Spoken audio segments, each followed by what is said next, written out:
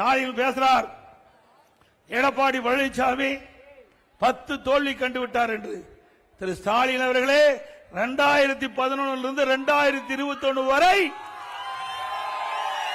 தில்லு திராணி ஜம்பு இருந்தா நான் கேட்கிற கேள்விக்கு பதில் சொல்ல வேண்டும். இதே புரட்சி தலைவி அம்மாவர்கள் இருக்கின்ற வரையும் சரி, அம்மா மறைவுக்கு பிறகும் சரி, அனைத்து இந்திய அண்ணா திராவிட முன்னேற்ற கழகத்தை திராவிட முன்னேற்ற கழகம் வீழ்த்திய வரலாறே கிடையாது. 2011 திரு கருணாநிதி திரு ஸ்டாலினுடைய அப்பா இருக்கும் போது எதிர்கட்சி அந்தஸ்து கிடைக்கல.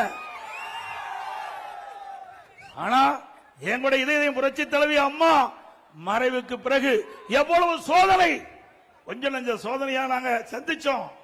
அவ்வளவு சோதனையும் சந்திச்சு 2021 பிரதான எதிர்க்கட்சி என்ற வரிசையிலே அமர்ந்த அதிமுக அனைத்து இந்திய அண்ணா திராவிட முன்னேற்ற கழக தலைமையிலே அமைக்கப்பட்ட கூட்டணி 75 இடங்களிலே பெற்றோர்.